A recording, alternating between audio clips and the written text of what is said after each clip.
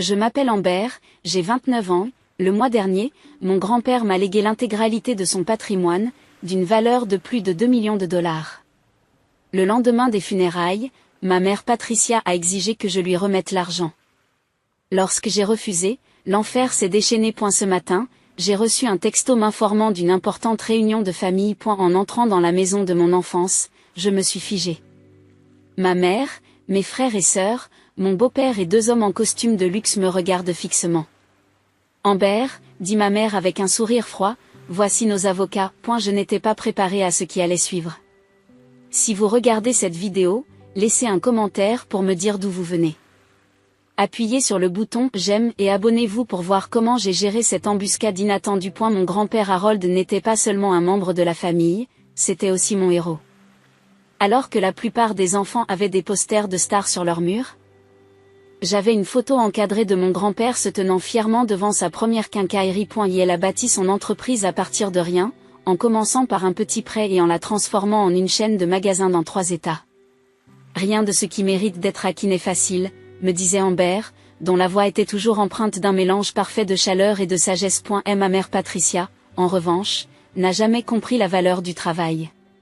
Fille unique de son grand-père, elle a grandi en s'attendant à ce que tout lui soit donné. Dès l'enfance, j'ai remarqué qu'elle levait les yeux au ciel chaque fois qu'il parlait de se forger un caractère à travers l'adversité. Dans mes premiers souvenirs, je me souviens de ces séances de shopping explosives, le salon débordant de sacs portant des logos de créateurs, suivi de disputes à voix basse entre elle et mon grand-père à propos de l'argent. Lorsque j'ai eu 12 ans, les finances de notre famille étaient un désastre.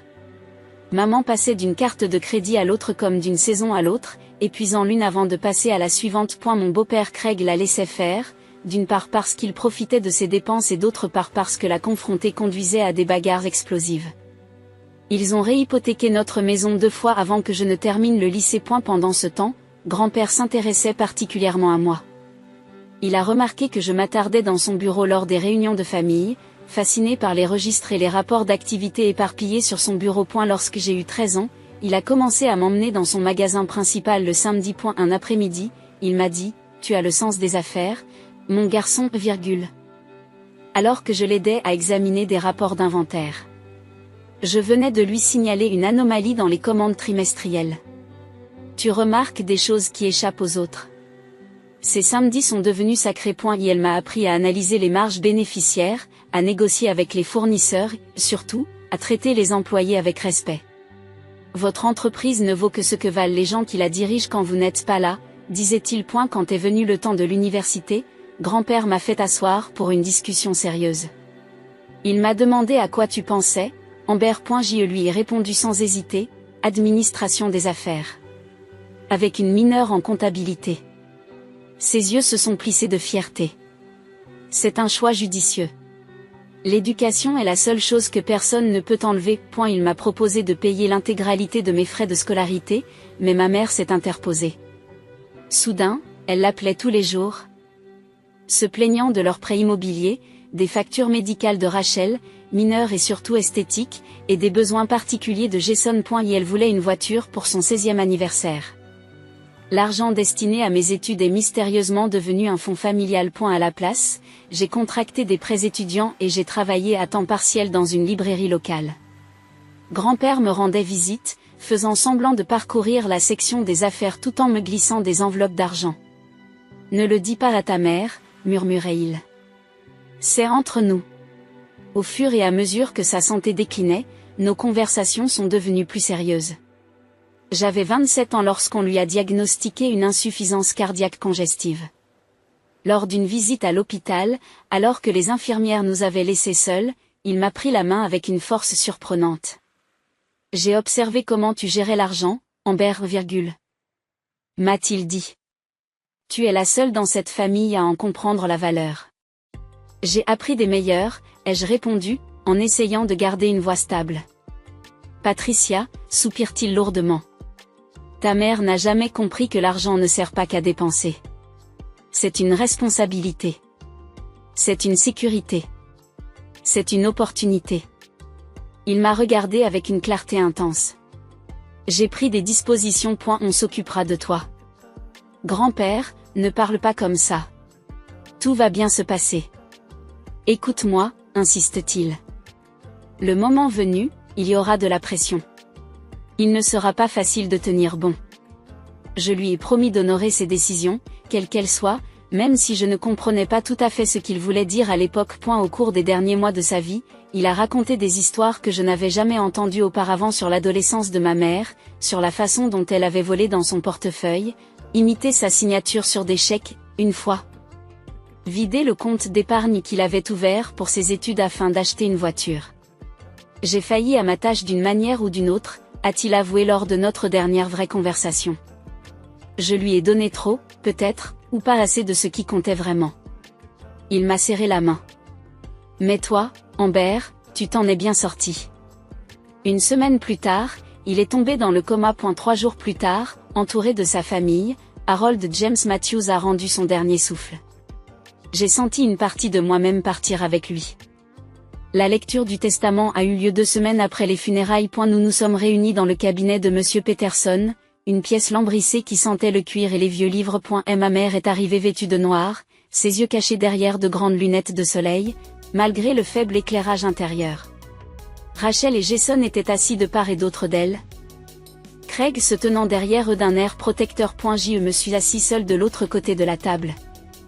Monsieur Peterson s'est raclé la gorge et a commencé à lire. Les premières minutes ont porté sur de petits legs, des dons de charité, des articles pour des parents éloignés, une pension généreuse pour sa femme de ménage de longue date. Rien de surprenant. Puis vint la bombe. À ma petite fille, Amber Nicole Matthews, je lègue le reste de mes biens, y compris mes entreprises, mes portefeuilles d'investissement, mes propriétés immobilières et mes effets personnels. À l'exception des objets spécifiquement désignés à d'autres personnes dans ce document. Le silence qui suivit fut assourdissant. Je suis resté figé, l'ampleur de ce qui venait de se passer me submergeant par vagues. Puis ma mère a arraché ses lunettes de soleil. C'est une erreur, a-t-elle sifflé. Relisez le .M. Peterson a ajusté ses lunettes. Il n'y a pas d'erreur ? Madame Carter. Votre père a été très précis dans ses instructions. C'est impossible. Elle a claqué la main sur la table. Je suis sa fille, son unique enfant. Maman, s'il te plaît, ai-je chuchoté, consciente de l'expression inconfortable de l'avocate. Ne fais pas ça, maman, moi, dit-elle d'un ton cassant. Tu étais au courant, n'est-ce pas ? Vous l'avez manipulé alors qu'il était malade et vulnérable. Rachel s'est lancée, sa voix tremblant d'émotion ou de performance. Je ne saurais dire lequel. Grand-père ne nous aurait pas fait ça. Il nous aimait tous de la même façon. Jason est resté silencieux, fixant ses mains. Monsieur Peterson est intervenu fermement. Monsieur Matthews était sain d'esprit lorsqu'il a mis à jour son testament il y a 6 mois. Il a exprimé très clairement ses souhaits. Le visage de ma mère s'est déformé de rage. Il y a 6 mois ? Alors qu'il était déjà malade. Cela prouve qu'il s'agissait d'une manipulation. La réunion s'est ensuite transformée en un véritable chaos. Ma mère a menacé de contester le testament. Craig a fait de vagues commentaires sur la loyauté familiale. Rachel s'est mise à sangloter de façon dramatique. Pendant tout ce temps, je suis restée assise dans un silence stupéfait, le poids de la confiance de mon grand-père pesant sur moi. Dans le parking, ma mère m'a coincée contre ma voiture. C'est une solution simple. Amber, dit-elle, d'une voix soudain calme et raisonnable. Transférez-moi tout, et je veillerai à ce que tout le monde reçoive sa juste part. J'ai regardé ses yeux, dont la couleur était si semblable à la mienne, mais qui manquait de chaleur. J'ai besoin de temps pour digérer tout ça, maman. Qu'est-ce qu'il y a à digérer ? Son sourire n'a pas atteint ses yeux. C'est l'argent de la famille. Il nous appartient à tous. Ce n'est pas ce que voulait grand-père. Son expression se durcit. Tu n'as aucune idée de ce qu'il voulait. J'ai été sa fille pendant 52 ans. Tu n'étais qu'une distraction dans sa vieillesse. Ces mots m'ont piqué plus que je ne voulais l'admettre. Je ne prends aucune décision pour l'instant. Ne sois pas égoïste, Amber. Ton frère a besoin de frais de scolarité. Rachel croule sous les dettes. Craig et moi sommes à nouveau en retard sur l'hypothèque. Je croyais que tu avais remboursé l'hypothèque avec l'argent que grand-père t'a donné l'année dernière. Elle fait un signe dédaigneux. Les choses arrivent. Les dépenses augmentent. Comme la Mercedes flambant neuve dans leur allée, ai-je pensé sans le dire point les jours suivants. J'ai reçu une avalanche d'appels et de textos. Rachel m'a traité de salope avide dans un groupe de discussion familiale. Craig a laissé des messages vocaux sur la nécessité de faire ce qu'il faut. Des amis de ma mère, des femmes que je connaissais depuis l'enfance, ont envoyé des messages exprimant leur déception à l'égard de mon caractère. Jason a été le seul à m'aborder différemment. Il s'est présenté à mon appartement 3 jours après la lecture du testament, les mains dans les poches, l'air plus jeune que ses 18 ans. Je me fiche de l'argent, a-t-il dit à voix basse, mais maman est sur le pied de guerre. Je ne l'ai jamais vu comme ça. Je suis désolé que tu sois pris au milieu. Je le pensais vraiment. Il a haussé les épaules. Je voulais juste te prévenir. Elle ne va pas laisser passer ça. Une semaine plus tard, ma mère a organisé un dîner familial décontracté. Dès mon arrivée, elle s'est lancée dans un discours préparé à l'avance sur l'unité familiale et la richesse générationnelle. Ton grand-père a construit son entreprise pour nous tous, insiste-t-elle en découpant son steak avec des gestes précis. Il n'a jamais voulu qu'une seule personne contrôle tout. Alors pourquoi a-t-il rédigé son testament de cette façon, demandai-je. Parce que tu l'as manipulé, rétorque Rachel. Nous savons tous que tu étais sa préférée. Tu t'en es servi. Ce n'est pas vrai. Ma voix est sortie plus petite que je ne l'aurais voulu. Alors prouve-le, dit ma mère. Remets-moi l'argent et je le distribuerai équitablement. Je ne peux pas faire ça. Je ne peux pas ou je ne veux pas, intervient Craig. Les 2 points je me suis levé, sans toucher au dîner. J'ai promis à grand-père de respecter ses souhaits. Il voulait que l'on prenne soin de la famille, a crié ma mère alors que je me dirigeais vers la porte. J'ai l'intention de respecter cela. Ai-je répondu. Mais pas de la manière dont vous l'exigez. Je suis partie, leur voix furieuse me suivant dans l'allée. Cette nuit-là, seule dans mon appartement, j'ai pleuré pendant des heures. Non pas parce que je doutais de ma décision, mais parce que j'étais en train de perdre ma famille en voulant honorer la dernière volonté de mon grand-père. Les semaines qui ont suivi la lecture du testament ont été parmi les plus difficiles de ma vie.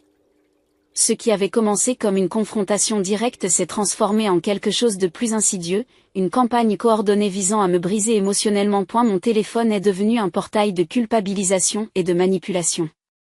Des fourmis à qui je parlais à peine m'ont appelé pour me dire à quel point elles étaient déçues. Des cousins m'ont envoyé des textos pour me demander pourquoi je détestais la famille. Même les amis de l'église de ma mère m'ont contacté, citant les Écritures sur l'honneur des parents et les méfaits de l'avarice.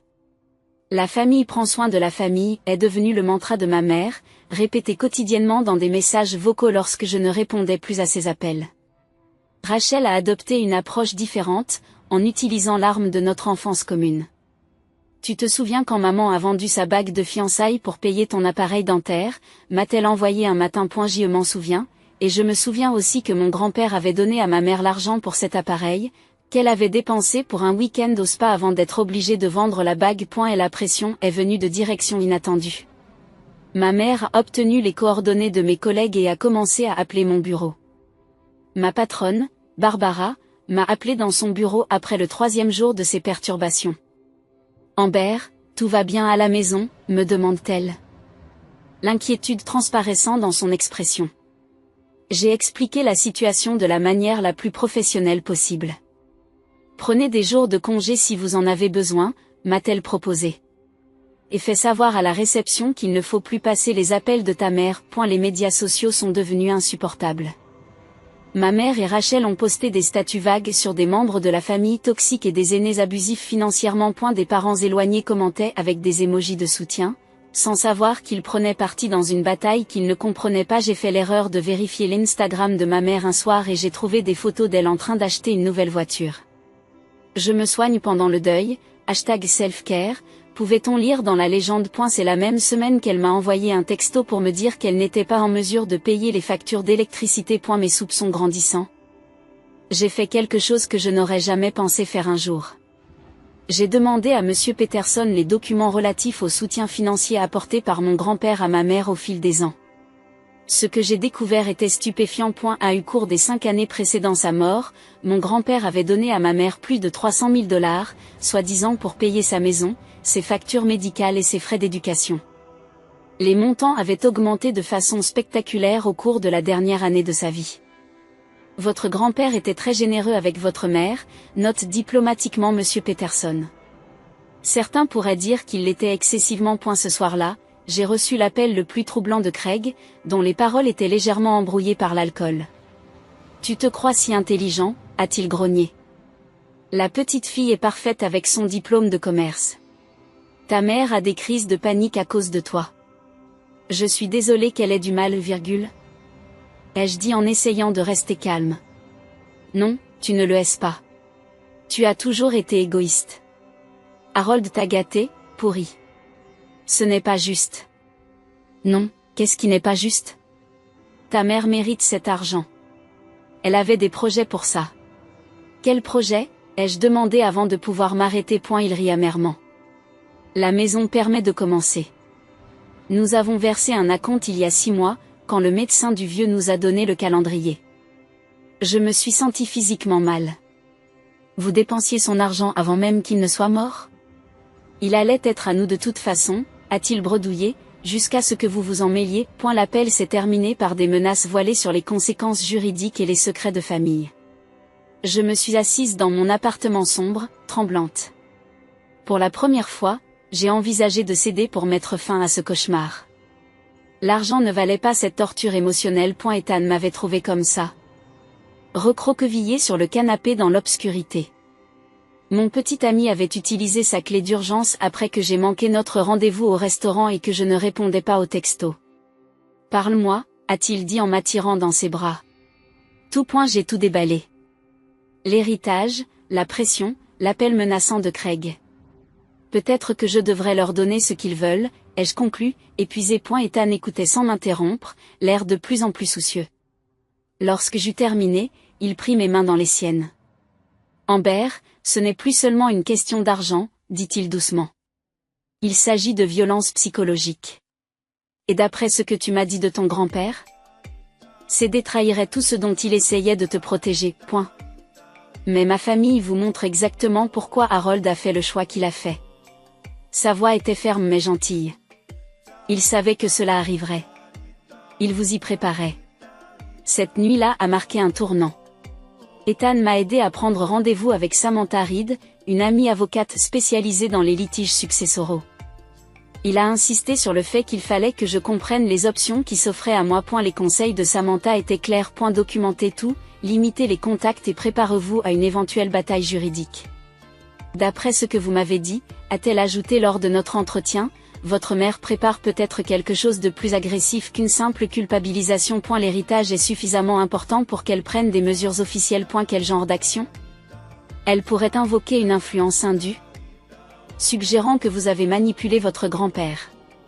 Elle pourrait aussi prétendre qu'il n'était pas sain d'esprit lorsqu'il a mis à jour son testament. Et elle était parfaitement lucide, ai-je protesté. Je vous crois. Et le dossier médical le confirmera probablement. Mais nous devons nous préparer.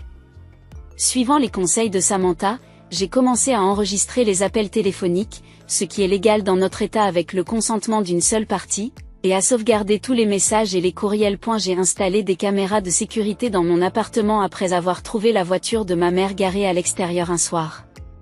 La charge émotionnelle était immense, mais le soutien d'Ethan m'a permis de garder les pieds sur terre. Ton grand-père a vu quelque chose en toi, m'a-t-il rappelé dans un moment particulièrement difficile. La force de gérer cette situation. Fais confiance à son jugement. Ces mots ont résonné dans mon esprit lorsque, 3 semaines après la lecture du testament, j'ai reçu un message de ma mère qui allait tout changer. Réunion de famille demain à 15 h. Il est temps de résoudre cette situation une fois pour toutes. Sois là. Le message s'est affiché sur l'écran de mon téléphone comme une mine. Réunion de famille demain à 3 h. Il est temps de régler cette situation une fois pour toutes. Sois là. Pas de s'il vous plaît, pas de point d'interrogation. Juste un ordre. Typiquement Patricia. Je l'ai montré à Ethan pendant le dîner ce soir-là. Elle prépare quelque chose, ai-je dit en poussant mes pattes dans l'assiette.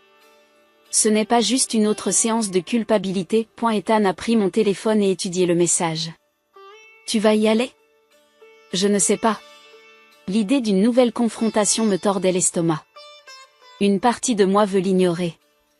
Une autre partie pense qu'il faut que j'affronte ça de face, sinon ça ne finira jamais. Qu'en pense Samantha? J'ai transféré le message à mon avocat dès que je l'ai reçu.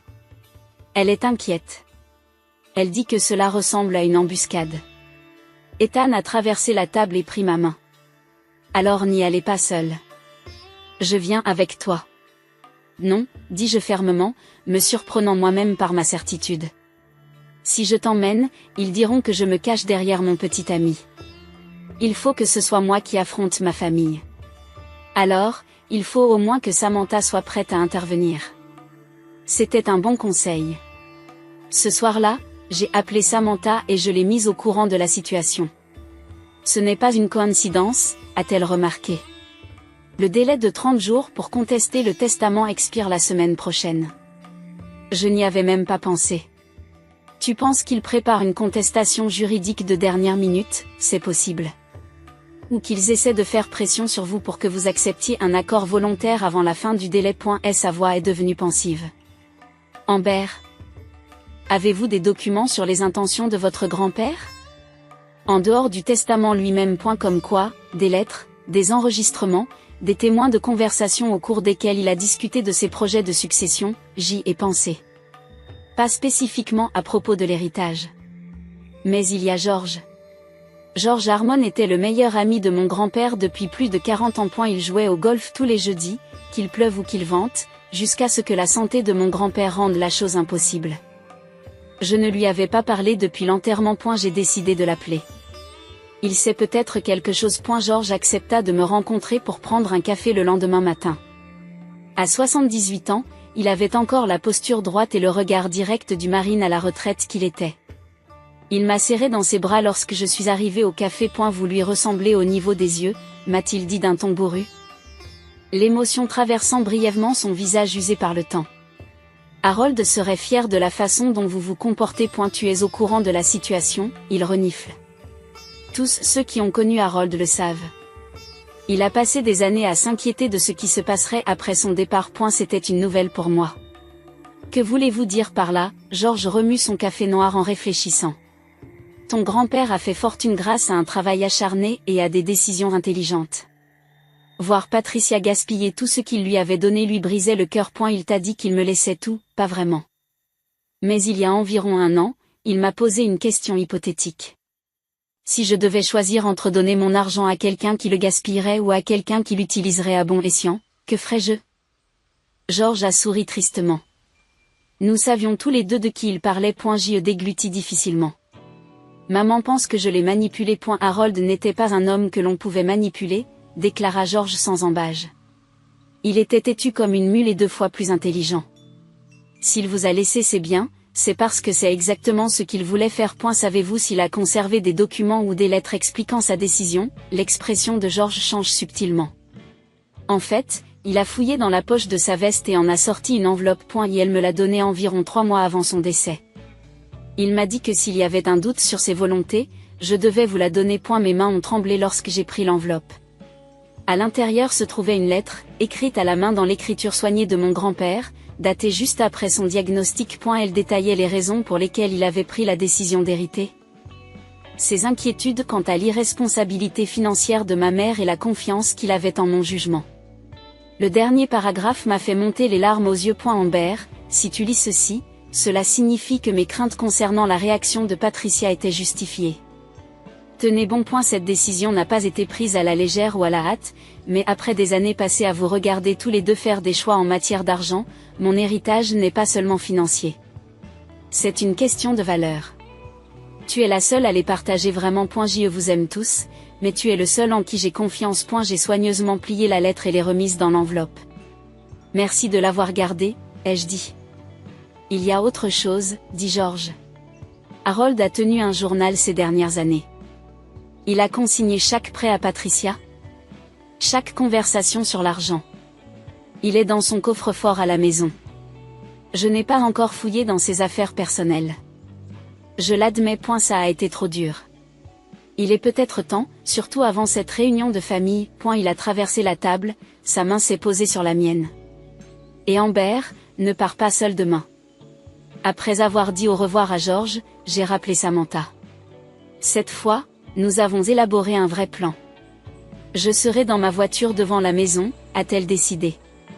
Si quelque chose ne va pas, envoyez-moi un SMS et je viendrai. Et s'ils essaient de faire pression sur moi pour que je signe quelque chose, ne signe rien. C'est tout. Peu importe ce qu'ils disent, ce qu'ils menacent ou ce qu'ils vous font ressentir. Tout document peut attendre un examen juridique approprié. Cet après-midi-là, je me suis rendue à la maison de mon grand-père, ma maison à présent, même si je n'y avais pas encore emménagé. C'était étrange d'utiliser ma clé. De marcher dans les pièces calmes où vivaient tant de souvenirs de famille. Dans son bureau, j'ai trouvé le coffre-fort derrière le tableau de son premier magasin, à l'endroit même où il l'avait toujours gardé. La combinaison était ma date de naissance, quelque chose que je serais la seule à savoir qu'il utiliserait. À l'intérieur, parmi les polices d'assurance et les actes de propriété, se trouvait un journal relié en cuir. Comme George l'avait dit, il contenait des enregistrements méticuleux des demandes financières de ma mère et des réponses de plus en plus réticentes de mon grand-père. La dernière entrée est datée de quelques semaines avant sa mort. J'ai donné 15 000 $ à Patricia aujourd'hui pour ce qu'elle prétend être les frais d'inscription de Jason à l'université. C'est une somme ridicule, mais je suis trop fatiguée pour discuter. Ce sera la dernière fois. Les arrangements sont finalisés avec Peterson. Amber aura des défis à relever. Mais elle a ce que Patricia n'a jamais développé, une force de caractère. Je prie pour avoir fait le bon choix pour eux tous. J'ai photographié les entrées du journal et les ai envoyées à Samantha, qui a réagi immédiatement. C'est exactement ce dont nous avions besoin. Apportez le journal demain, mais ne le montrez que si c'est absolument nécessaire. Ce soir-là, en me préparant pour la réunion, j'ai senti un calme étrange s'installer en moi. Pour la première fois depuis le début de cette histoire, je ne remettais pas en question la décision de mon grand-père ou mon droit de l'honorer. J'étais simplement déterminée à faire face à ce que le lendemain apporterait. Ethan me regarda ranger mes documents, le testament, la lettre de George, le journal. Tu es différente ce soir, a-t-il remarqué. J'ai fini de me sentir coupable, ai-je répondu. Grand-père a fait son choix pour une raison. Il est temps que j'accepte pleinement la responsabilité qui en découle. Il m'a embrassé sur le front. Appelle-moi dès que c'est fini. Je penserai à toi. Je sais. J'ai esquissé un petit sourire. Souhaite-moi bonne chance. Tu n'as pas besoin de chance, a-t-il dit avec une conviction absolue. Tu as quelque chose de mieux. Tu as raison. Alors que je préparais mes vêtements pour la confrontation de demain, mon téléphone a sonné avec un dernier message de ma mère. Apporte ta carte d'identité et tes coordonnées bancaires. Nous en aurons besoin pour la paperasse. Le piège était tendu, mais cette fois-ci, ce n'est pas moi qui en serai la victime. Le lendemain, l'aube était claire et lumineuse, d'une gaieté presque moqueuse pour ce que je savais être une confrontation difficile. Je m'habillai avec soin, portant un blazer bleu marine sur un simple chemisier blanc, professionnel et posé. Canalisant l'attitude professionnelle de mon grand-père plutôt que d'apparaître comme la cible émotionnelle à laquelle ma famille s'attendait. Samantha m'a appelé alors que je m'apprêtais à partir. N'oublie pas de rester calme, quoi qu'ils disent. Les réactions émotionnelles peuvent être utilisées contre vous. Je suis prête, lui ai-je assuré, même si j'avais l'estomac noué. Je serai garée en bas de la rue. Envoie un texto si tu as besoin de moi. La maison de ma mère, celle où j'avais grandi, semblait faussement normale lorsque je me suis garée dans l'allée à 15 heures précises. J'ai pris une grande inspiration, j'ai saisi mon portefeuille en cuir contenant les documents que j'avais rassemblés et je me suis approchée de la porte d'entrée. Je n'ai pas eu besoin de frapper. Elle s'est ouverte lorsque j'ai atteint le porche, révélant le parfait sourire d'hôtesse de ma mère. Celui qui n'atteignait jamais ses yeux. Amber, pile à l'heure. Sa voix était douce comme du miel.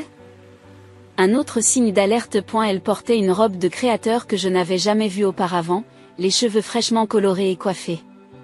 Tout le monde attend dans le salon. L'atmosphère à l'intérieur était suffocante. Rachel et Jason s'assirent avec raideur sur le canapé, sans me regarder dans les yeux. Craig se tenait près de la cheminée, les bras croisés, me regardant avec une hostilité non dissimulée. Mais ce qui confirma mes soupçons, ce furent les deux étrangers, des hommes d'âge moyen en costume coûteux, assis dans les fauteuils habituellement réservés à la famille. Ambre, fit ma mère d'un grand geste. Voici Monsieur Wilson et Monsieur Daniels. Ils nous aident à résoudre cette malheureuse situation. J'ai hoché la tête poliment, mais je n'ai pas tendu la main. On ne m'avait pas dit que cela impliquerait des avocats. Pas des avocats, exactement. A corrigé ma mère en douceur. Juste des conseillers pour nous aider avec la paperasse. Asseyez-vous. Je vous en prie. Le seul siège disponible était une chaise à dossier dur placée face à tous les autres. Une configuration d'interrogatoire si j'en avais jamais vu une. Je m'y installai sans commentaire, posant mon portefeuille sur mes genoux. Voulez-vous du café ? Ma mère jouait l'hôtesse parfaite, un autre acte que je reconnaissais dans les réunions de mon enfance où les apparences comptaient plus que les sentiments réels. Non, merci. J'aimerais comprendre l'objet de cette réunion. Wilson s'est raclé la gorge et s'est penché vers l'avant avec l'inquiétude qu'on lui connaît. Amber, votre famille est très inquiète du fardeau qui vous a été imposé. La gestion d'un patrimoine important est complexe et stressante, surtout pour quelqu'un de votre âge. Je comprends votre inquiétude, mais je travaille dans la gestion financière depuis 7 ans. J'ai répondu calmement. Je suis tout à fait capable. Bien sûr que tu le es. Ma chérie. Ma mère s'est interposée avec un sourire condescendant. Mais il s'agit de l'unité de la famille.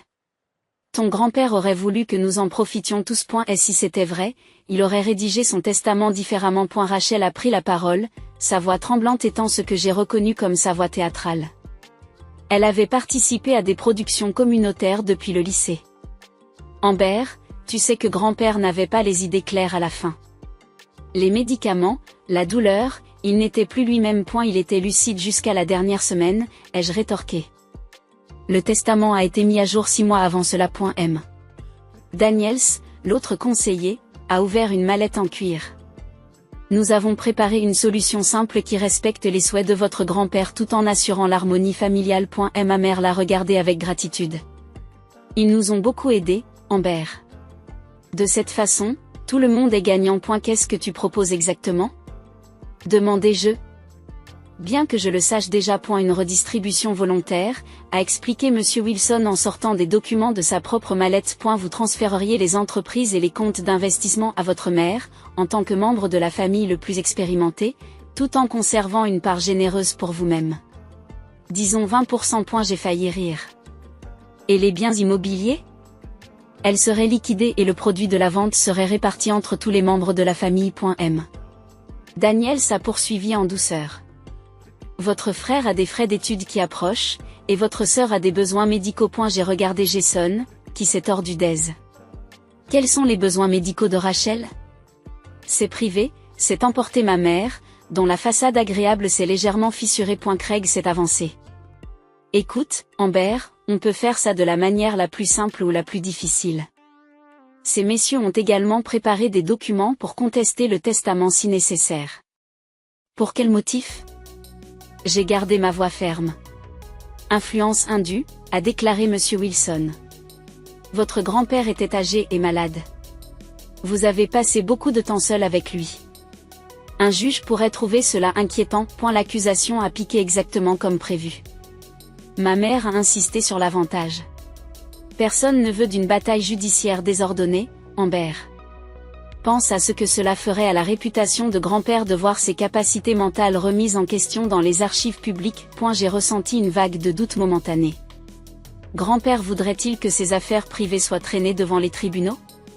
Le doute a dû se lire sur mon visage, car l'expression de ma mère est devenue triomphante. Nous vous demandons simplement de faire ce qu'il faut. Elle poursuit en faisant un signe de tête à Monsieur Wilson, qui fait glisser vers moi un épais document sur la table basse. Signez ce document aujourd'hui et nous pourrons mettre cette situation malheureuse derrière nous. Nous serons toujours une famille. Jason a finalement pris la parole, d'une petite voix. S'il te plaît, Amber. Maman dit qu'on risque de perdre la maison si on ne règle pas ce problème. La manipulation était si transparente qu'elle m'a redonné confiance. Puis-je voir les documents ? Monsieur Daniels les passe avec un sourire satisfait. Prenez votre temps. Il s'agit d'un transfert d'actifs standard. Tout est clairement étiqueté. J'ai accepté les documents, l'air neutre, et j'ai feuilleté les premières pages. Comme je m'en doutais, c'était loin d'être standard. Il s'agissait d'un abandon complet de tout ce que mon grand-père avait construit, avec rien d'autre que de vagues promesses en retour. Et la pièce est devenue silencieuse pendant que je poursuivais ma lecture. La tension augmentant au fil des minutes. Ma mère tripotait son nouveau bracelet, un autre achat récent que j'avais remarqué, tandis que Rachel chuchotait quelque chose à Craig. Finalement, j'ai fermé le document et j'ai levé les yeux. 5 Père Dieu m'observait avec impatience. Ma mère m'a demandé si j'avais besoin d'un stylo. J'ai alors souri, non pas le sourire anxieux et agréable qu'ils avaient l'habitude de voir de ma part, mais le sourire de mon grand-père, celui qu'il arborait lorsqu'il concluait une affaire particulièrement avantageuse. Avant de prendre une décision, dis-je calmement, j'aimerais comprendre quelque chose. Maman, quand as-tu versé un acompte pour la maison de Naples? Son visage a visiblement pâli. Qu'est-ce que tu racontes? Craig l'a mentionné lors de notre dernier appel téléphonique. Il a dit que tu avais versé un acompte il y a 6 mois. Quand le médecin de grand-père t'a donné son calendrier. Rachel lance un regard furieux à Craig. Il se racle la gorge maladroitement. Je n'ai jamais dit ça. J'ai enregistré l'appel, ai-je répondu simplement, tout comme j'ai documenté chaque menace, chaque tentative de manipulation et chaque mensonge sur les difficultés financières pendant que vous achetiez des articles de luxe. Monsieur Wilson a redressé sa cravate nerveusement. Madame Matthews, les conflits familiaux peuvent prendre une tournure émotionnelle. Concentrons-nous sur les documents. Oui, concentrons-nous sur les documents, ai-je convenu en prenant mon portefeuille. J'ai moi-même quelques documents à présenter. C'est alors que ma mère se lève brusquement. C'est ridicule. Tu essaies de me voler ce qui devrait me revenir de droit. Comme tu l'as fait avec grand-père? Demandai-je calmement en ouvrant mon portefeuille. Je ne l'ai jamais fait. Le 15 janvier de l'année dernière. Tu lui as dit que tu avais besoin de 30 000 $ pour les traitements médicaux de Jason. Jason n'était pas malade. L'argent est allé à vos croisières et à l'abonnement de golf de Craig. J'ai extrait l'entrée du journal documentant cela, ainsi qu'une photo que j'avais trouvée de ma mère sur cette même croisière, postée sur Instagram avec la légende « Meilleur cadeau d'anniversaire de tous les temps ». #béni.mm. Wilson et Daniel sont échangés des regards gênés. Le 8 mai, vous avez affirmé que Rachel avait besoin d'une chirurgie dentaire d'urgence. $20,000. Rachel était à Canquin ce week-end-là. Elle a posté les photos elle-même. Rachel a eu l'élégance d'avoir l'air honteuse. J'ai présenté document après document, exposant calmement et méthodiquement des années de manipulation financière. Grand-père gardait des traces de tout, maman. Chaque mensonge. Chaque prêt manipulé, chaque promesse de remboursement non tenue. Le visage de ma mère est passé du choc à la fureur. Comment oses-tu? Après tout ce que j'ai fait pour toi. Comme utiliser l'argent que grand-père t'a donné pour mes frais de scolarité pour tes séjours au spa? Ça aussi, c'est là-dedans. Les conseillers semblaient maintenant très mal à l'aise. Wilson s'est penché vers ma mère en chuchotant avec insistance. Elle l'a repoussé. Espèce de petit ingrat, je pense que cette réunion est terminée, ai-je dit calmement. Je me suis levé et j'ai rassemblé mes documents. À moins que vous ne souhaitiez que je fasse appel à mon véritable avocat. Qui attend dehors? Elle s'intéresse particulièrement à ces messieurs qui se présentent comme des conseillers juridiques tout en faisant pression sur moi pour que je signe des documents sous de faux prétextes. Monsieur Daniels referme précipitamment sa mallette. Madame Carter? Vous n'avez pas mentionné de litige en cours. Il n'y en a pas, ai-je précisé. Pourtant, la menace implicite planait dans l'air. Le plan soigneusement construit par ma mère s'effondrait autour d'elle, et la rage dans ses yeux ne ressemblait à rien de ce que j'avais vu auparavant. Ce n'est pas fini, a-t-elle sifflé. En fait, si. J'ai ramassé leurs documents et je les rendus. Je ne signerai pas ce document, ni aucune variante. Grand-père a clairement exprimé ses souhaits et j'ai l'intention de les honorer. C'était mon père, a-t-elle presque crié. Tout ce qu'il a construit aurait dû être à moi. C'est exactement pour ça que ça ne l'est pas, ai-je répondu doucement. Il l'a construit pour durer, maman. Pas pour être gaspillé. Alors que je me tournais pour partir, Jason s'est soudain levé. Amber, attends. Tout le monde s'est figé. Jason avait été l'observateur silencieux tout au long de cette confrontation, pris entre la loyauté envers notre mère et ce qu'il savait être juste. Je suis désolé, a-t-il dit, d'une voix plus forte que je ne l'avais jamais entendue. Je ne savais rien de tout cela. Les mensonges, la manipulation. J'ai juste pensé. Il a regardé notre mère, la douleur transparaissant dans son expression. Je pensais qu'Amber était égoïste. Mais ce n'est pas vrai, n'est-ce pas, maman? L'expression de Patricia s'est durcie. Assieds-toi, Jason.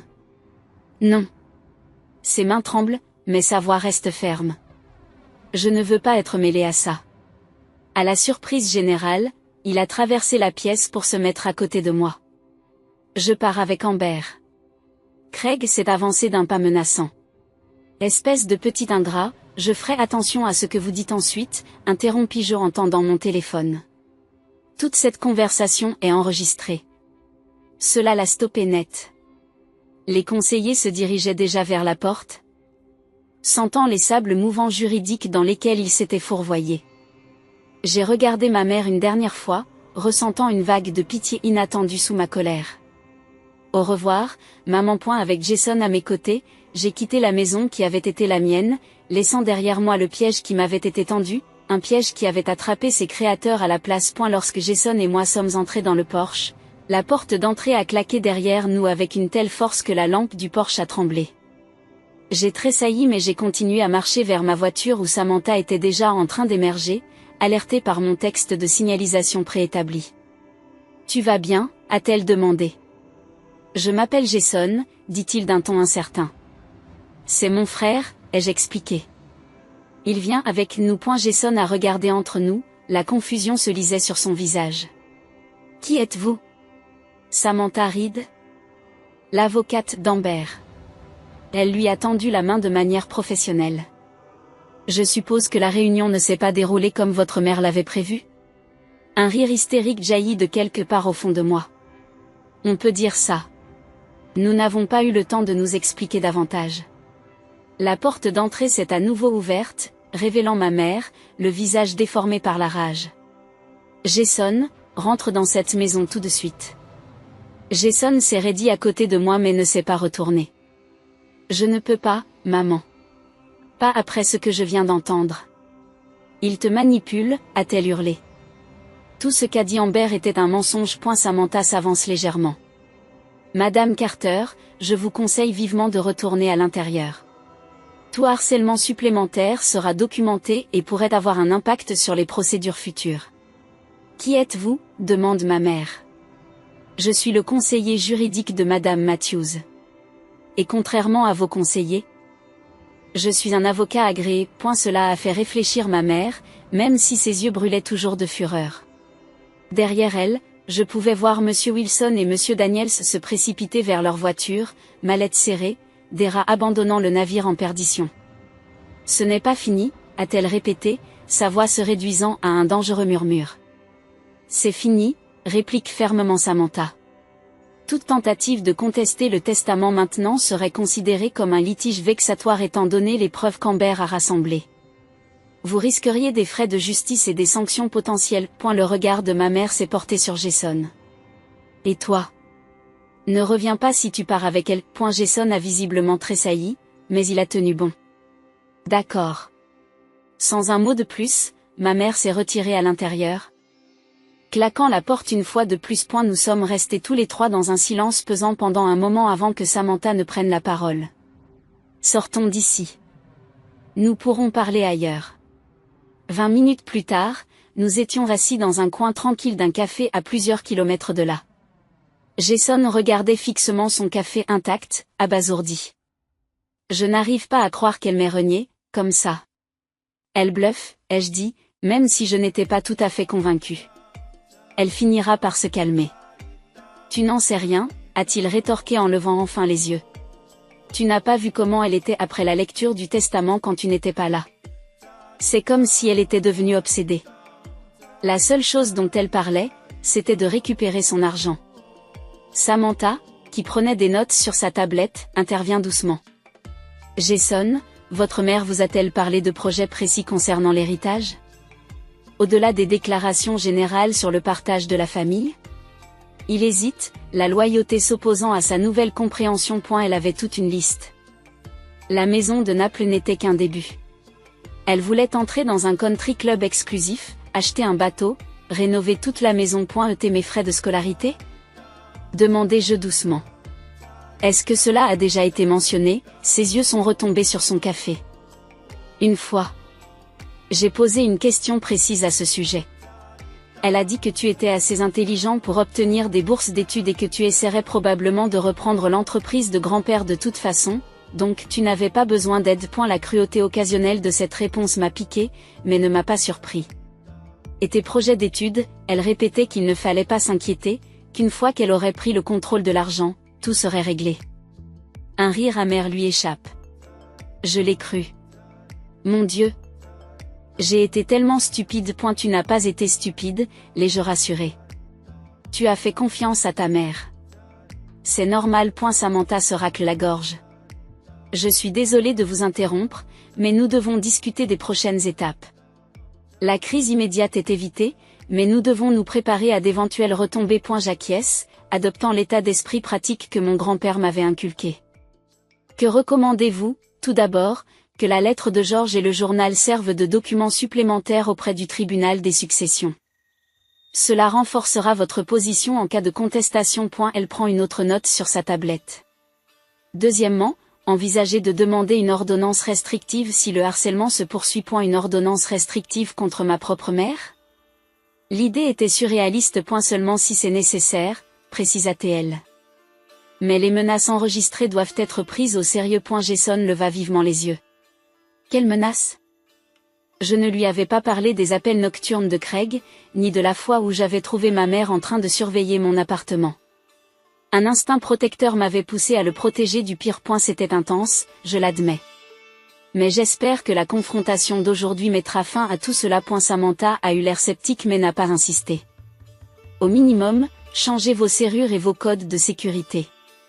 Et Jason, dit-elle en s'adressant à mon frère, tu auras besoin d'un endroit sûr où rester. Vous aurez besoin d'un endroit sûr pour rester. Et la réalité de sa situation sembla le frapper d'un seul coup. Je ne peux pas rentrer chez moi. Je n'ai nulle part où aller. Si, j'ai dit sans hésiter. Tu vas rester avec moi. Le soulagement sur son visage a été immédiat et déchirant. Tu es sûr? Absolument. Malgré tout, il restait mon petit frère. Dans mon appartement, il y a un canapé avec ton nom dessus. Samantha sourit pour la première fois depuis la confrontation. C'est réglé. Maintenant? Amber, nous devrions parler de la succession de ton grand-père. As-tu réfléchi à la façon dont tu veux procéder? La question m'a prise au dépourvu. J'étais tellement concentrée sur la défense de mon héritage que je n'avais pas vraiment réfléchi à ce que j'allais en faire. Grand-père voulait que je perpétue son héritage, ai-je répondu lentement. Pas seulement le préserver, mais le faire fructifier. Les quincailleries sont toujours rentables, note Samantha. Mais elles sont confrontées à la concurrence croissante des grandes surfaces. Vous pourriez envisager de vous diversifier. Jason se pencha en avant, un intérêt soudain remplaçant son abattement. Grand-père parlait toujours de se développer dans les matériaux de construction écologique. Il disait que c'était l'avenir, mais il n'avait pas l'énergie nécessaire pour revoir le modèle d'entreprise. J'ai regardé mon frère avec surprise. Je ne savais pas que tu prêtais attention à ces discussions commerciales. Il a haussé les épaules. Une pointe d'embarras colorant ses joues. Je ne comprenais pas grand-chose, mais j'aimais bien l'entendre s'enthousiasmer pour des idées. Un déclic s'est produit. Jason, que comptes-tu étudier à l'université? L'administration des affaires, a-t-il répondu, avec un accent sur l'entreprise durable. Pourquoi? J'ai échangé un regard avec Samantha, qui a semblé lire dans mes pensées et a hoché légèrement la tête en signe d'approbation. Parce que, répondis-je, un plan se dessinant au fur et à mesure que je parlais. Je pense que grand-père voudrait que son héritage nous comprenne tous les deux. Les yeux de Jason s'écarquillent. Qu'est-ce que tu veux dire? Je dis que je ne céderai pas l'héritage à maman, mais que je veux le partager d'une manière qui respecte les valeurs de grand-père. J'ai traversé la table et pris sa main. Que dirais-tu d'un stage chez Matthews Hardware pendant que tu es à l'université? J'apprendrai le métier à la base, comme grand-père me l'a appris. Tu es sérieux? L'espoir a traversé son visage. Tout à fait sérieux. Et si tu fais tes preuves, ce que je sais, il pourrait y avoir une place pour toi dans l'entreprise après l'obtention de ton diplôme. Mais qu'en est-il de Rachel? Et maman, demanda-t-il, même si je voyais bien qu'il imaginait déjà cette possibilité. J'ai soupiré. Rachel a fait son choix. Quant à maman, je ne lui permettrai pas d'adopter des habitudes financières autodestructrices, mais je ne l'abandonnerai pas non plus. Nous pouvons mettre en place une modeste fiducie assortie de conditions strictes. Samantha approuve d'un signe de tête. Une fiducie bien structurée permettrait d'éviter les abus tout en garantissant la sécurité. Nous pouvons prévoir des dispositions en matière d'éducation pour Jason et même pour Rachel si jamais elle change d'avis. Pour la première fois depuis le début de cette épreuve, j'ai ressenti un sentiment de clarté et d'utilité. Il ne s'agissait plus seulement d'honorer les souhaits de mon grand père. Il s'agissait de perpétuer ces valeurs de manière à guérir notre famille, même si cette guérison devait prendre des années. Et maintenant, que se passe-t-il? Demande Jason. Maintenant, ai-je répondu avec une confiance retrouvée, nous construisons quelque chose qui rendrait grand-père fier. Le reste de l'après-midi s'est déroulé dans un tourbillon d'arrangements pratiques. Samantha a aidé Jason à dresser une liste d'objets personnels à récupérer dans la maison de notre mère, sous escorte policière par précaution. J'ai appelé Ethan, qui a immédiatement proposé d'aider Jason à s'installer dans mon appartement. Le soir, assise dans mon salon avec Jason et Ethan, j'ai ressenti un sentiment de paix inattendu. La pire confrontation était derrière nous. La voie à suivre ne serait pas facile, mais pour la première fois, elle me semblait claire. Je viens de réaliser quelque chose, dit soudain Jason. Aujourd'hui, c'est l'anniversaire de l'ouverture de l'entreprise de grand-père. Il y a 47 ans. J'ai jeté un coup d'œil au calendrier, surprise de ne pas l'avoir remarqué. Je jette un coup d'œil au calendrier, surpris de ne pas l'avoir remarqué. Tu crois qu'il l'avait prévu comme ça, se demande Jason. Mettre tout cela en mouvement pour en arriver à un résultat aujourd'hui? Ethan s'esclaffe. D'après ce que tu m'as dit de lui, c'est exactement ce qu'il ferait. J'ai souri, me souvenant de la nature méticuleuse de mon grand-père, de sa conviction que le timing est essentiel dans les affaires et dans la vie. Peut-être qu'il l'a fait. C'est la dernière leçon qu'il nous a donnée. Plus tard dans la nuit, après que Jason se soit installé dans le canapé et qu'Ethan soit rentré chez lui, je me suis assise seule dans ma chambre et j'ai relu le journal de mon grand-père. À la dernière page. Après la dernière entrée, j'ai remarqué quelque chose que j'avais manqué auparavant, une petite note dans la marge, écrite de son écriture caractéristique. La vraie mesure de la richesse n'est pas ce que vous avez, mais ce que vous en faites. Donnez-lui de l'importance. Amber. J'ai tracé les mots avec mon doigt, sentant sa présence aussi forte que s'il était assis à côté de moi. Je le ferai, grand-père, ai-je murmuré. Je te le promets. Les semaines qui ont suivi la confrontation ont marqué le début d'un nouveau chapitre, rempli à la fois de défis et de bénédictions inattendues. Les premières conséquences ont été difficiles, comme on pouvait s'y attendre. Ma mère a lancé une brève et furieuse campagne de SMS, alternant accusations vicieuses et supplications larmoyantes. Lorsque ces messages n'ont pas réussi à m'émouvoir, elle s'est tournée vers les médias sociaux, publiant des attaques à peine voilées sur les enfants ingrats et la trahison de la famille. J'ai gardé le silence publiquement, bien que chaque barbarie m'ait piqué. Ethan me rappelait chaque jour que répondre ne ferait qu'alimenter le drame. Elle veut une réaction, disait-il en me soutenant lorsque la blessure devenait insurmontable. Elle ne lui donnait pas cette satisfaction. Les quincailleries nécessitaient une attention immédiate.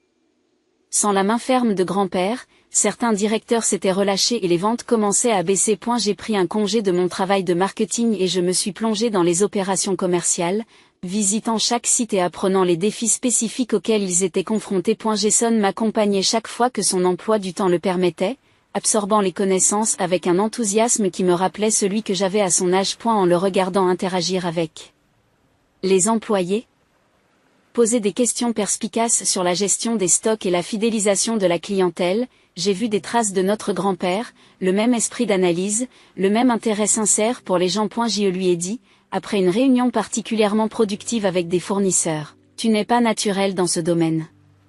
Il a baissé la tête, satisfait mais gêné par l'éloge. Je me souviens simplement de ce que grand-père a dit. Cela m'aide à savoir quelles questions poser. C'est exactement ce qui fait que tu es bon dans ce domaine. 3 semaines après la confrontation, Rachel m'a contacté à l'improviste.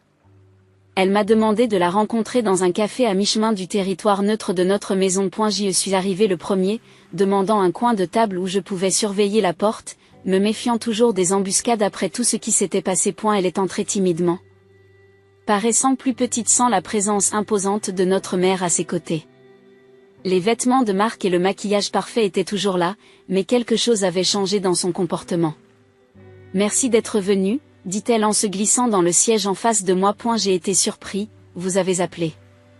Elle a tripoté sa serviette, évitant mon regard. Maman ne sait pas que je suis là. Elle serait furieuse. Comment va-t-elle ? J'ai demandé, sincèrement inquiet, malgré tout. En colère, blessée, elle boit plus que d'habitude. Rachel a enfin levé les yeux. Elle vend la maison.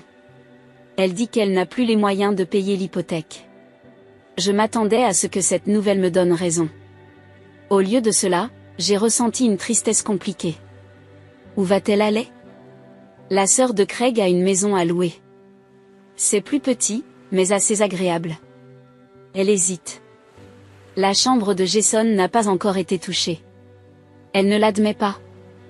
Mais je pense qu'elle espère qu'il reviendra. Est-ce qu'elle lui a tendu la main ? Rachel secoue la tête. Sa fierté l'en empêche. Pas encore, en tout cas. Elle prit une grande inspiration. Je te dois des excuses, Amber. J'ai dit des choses terribles. J'ai cru maman quand elle a dit que tu avais manipulé grand-père. Tu la protégeais, ai-je reconnu. Je comprends la loyauté. Ce n'était pas seulement de la loyauté. Sa voix a baissé. J'étais jalouse. Tu as toujours été la préférée de grand-père, et cela m'a déplu. Lorsque le testament a été lu, elle s'est éloignée, en repoussant ses larmes. C'était comme une confirmation finale.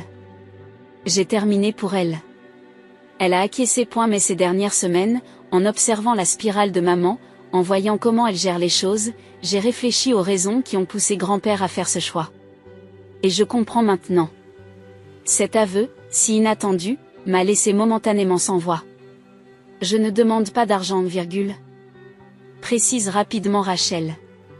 Ce n'est pas pour cela que je voulais vous rencontrer. C'est juste que ma sœur me manque. Et Jason me manque. Maman est déterminée à vous couper tous les deux pour toujours, mais je ne peux pas faire ça. J'ai tendu la main de l'autre côté de la table. Après un moment d'hésitation, elle l'a prise. La famille, c'est compliqué, ai-je dit. Mais ce n'est pas forcément tout ou rien. Cette rencontre a marqué le début d'une réconciliation prudente avec Rachel. Nous avons convenu de garder nos contacts privés pour l'instant, afin de la protéger de la colère de notre mère tout en laissant la porte ouverte à une éventuelle guérison. C'était un petit pas, mais un pas important. Pendant ce temps, les aspects juridiques de l'héritage étaient enfin réglés. Samantha m'a aidé à créer 3 fonds distincts, un fonds d'éducation pour Jason, une modeste allocation mensuelle pour ma mère. Malgré son hostilité persistante. Je ne pouvais pas me résoudre à lui couper les vivres. La fondation caritative au nom de mon grand-père, axée sur l'éducation à l'entrepreneuriat pour les jeunes défavorisés. Cette fondation lui aurait particulièrement plu. Tout au long de sa vie, il a encadré des jeunes ayant des aspirations professionnelles mais des ressources limitées, en leur offrant des emplois, des conseils, parfois, un soutien financier. L'officialisation de ce soutien dans un programme structuré semblait être le parfait hommage. 6 mois après le décès de grand-père, j'ai finalement emménagé dans sa maison, notre maison maintenant. C'était une décision pratique. Mon appartement était trop petit pour Jason et moi à long terme, et entretenir 2 résidences n'avait guère de sens sur le plan financier. Pourtant, les premières nuits passées à dormir dans la chambre principale, entourées de subtiles réminiscences de sa présence, ont été chargées d'émotions. J'ai conservé la plupart des pièces en l'état, mais j'ai transformé son bureau en une pièce commune pour Jason et moi. Nous avons accroché son portrait au-dessus de la cheminée, ses yeux bienveillants semblant approuver nos changements. L'entreprise a commencé à prospérer grâce à notre attention combinée. Les recherches de Jason sur les matériaux de construction écologiques ont ouvert de nouveaux débouchés, tandis que ma formation en marketing a permis de positionner la quincaillerie Mathieu comme une alternative progressiste aux chaînes de magasins impersonnels. Nous avons entamé une expansion modeste, en ouvrant une salle d'exposition spécialisée dans la construction écologique qui a attiré les jeunes propriétaires et les entrepreneurs soucieux de l'environnement. Un an après la confrontation, j'ai reçu un courriel inattendu de ma mère. L'objet du message était simplement « Trêve ». Le message à l'intérieur était bref. Amber. J'ai passé une année à être en colère. Cela n'a rien changé, si ce n'est que je suis encore plus amère. Rachel me dit que les affaires marchent bien. Elle dit que Jason s'épanouit à l'université.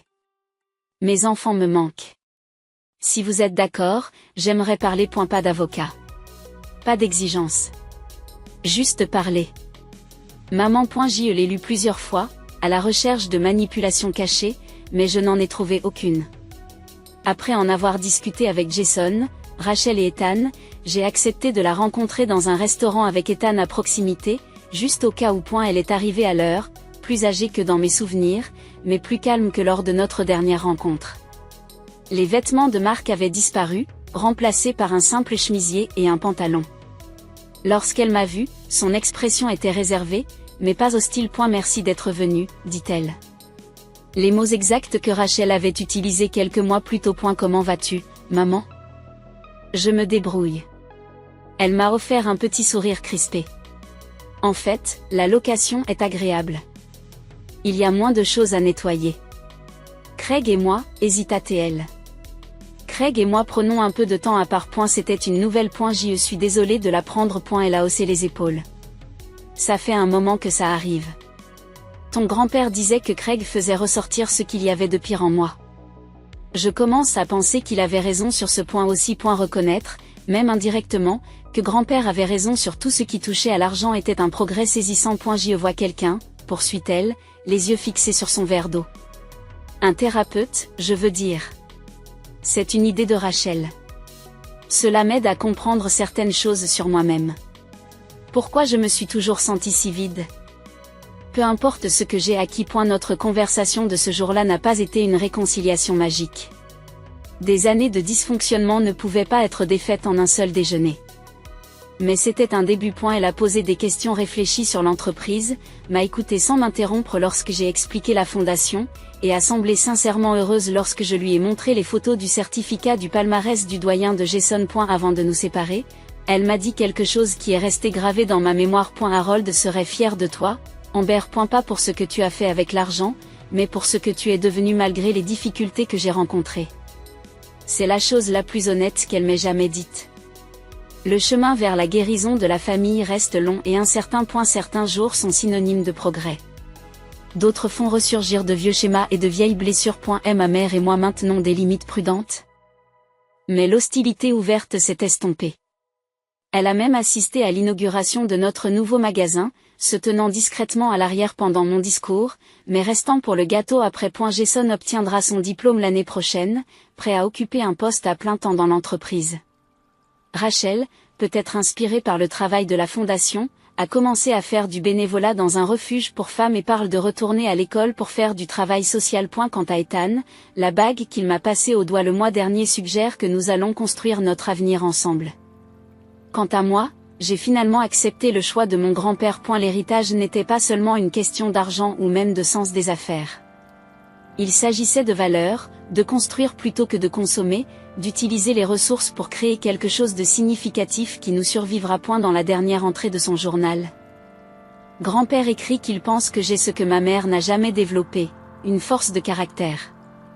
Pendant longtemps, j'ai eu l'impression que c'était un compliment trop lourd à accepter. Aujourd'hui, je comprends qu'il ne s'agissait pas d'un éloge, mais de la reconnaissance d'une chose qu'il avait observée pendant des années en me voyant grandir et faire des choix, souvent difficiles. Tenir tête à la pression familiale a été la chose la plus difficile que j'ai jamais faite.